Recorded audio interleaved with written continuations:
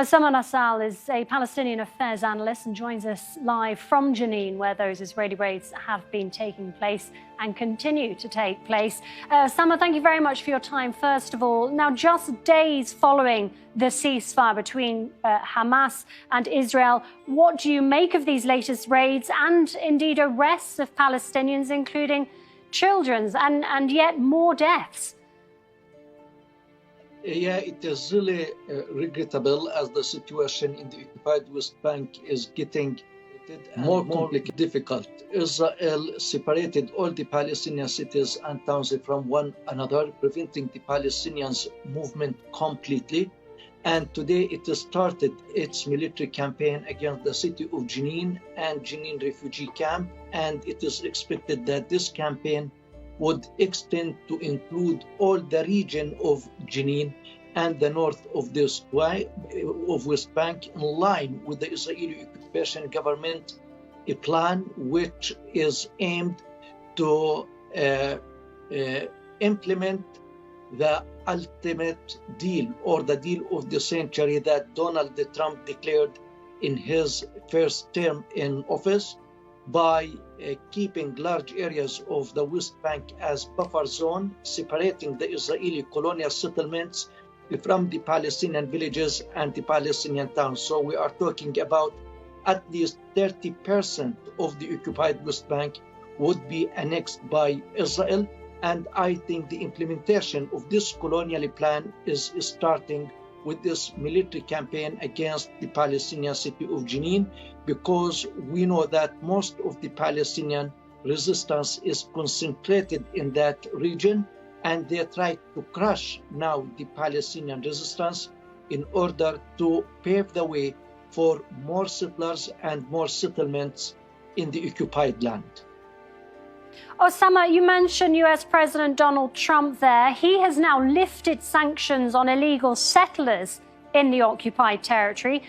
Could this be interpreted as a green light for settlers to carry out yet more attacks on Palestinians?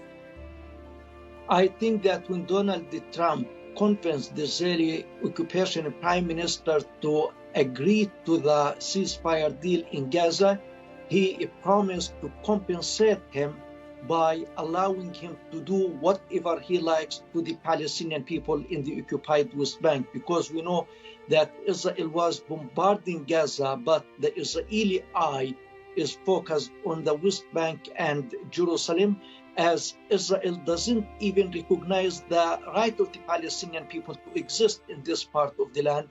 And they don't call it the West Bank, they call it Judah and Samaria.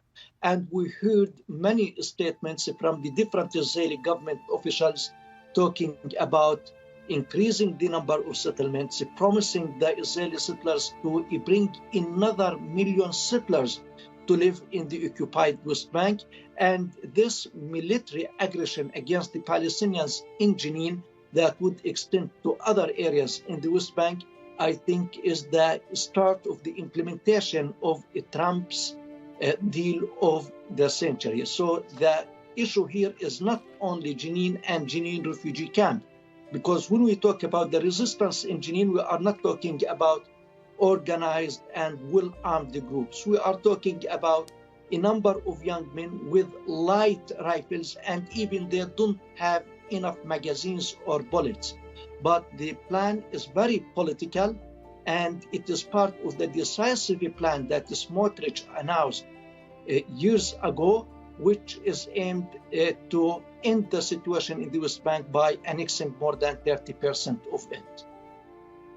Osama, do you believe that the international community should and will indeed pile on more pressure on Israel to stop what's happening at the moment in the occupied West Bank? As a Palestinian, it is difficult for me to believe in the international community, as we saw how Israel killed and injured 200,000 Palestinians in Gaza, razed almost all of Gaza to the ground, and we heard nothing from the international community but hollow and empty statements by hollow men and hollow international bodies. So the situation when it comes to the West Bank is not going to be different, but we hope that this time the Arab nation, the Muslim nation, and the pro-justice people everywhere will stand firm in the face of this campaign, take to the streets, demonstrate against the killing of the Palestinian people, the Palestinian civilians, the Palestinian innocent children in Jenin. As we saw today, they killed a man while he was giving a drive to his children from the kindergarten to his house in a nearby village called Berkin. They killed him while he was driving his children and his family. They killed other old men. We are talking until now about 9 martyrs, 9 people killed, and dozens injured, and they are in difficult condition. They injured today 3 medical doctors in Jenin. So they are applying the model of Gaza to Jenin, as they promised that they are going to make Jenin and Tul Karim second Gaza. Osama, it is now at least 10 people killed and at least 40 injured. Thank you very much for talking to us.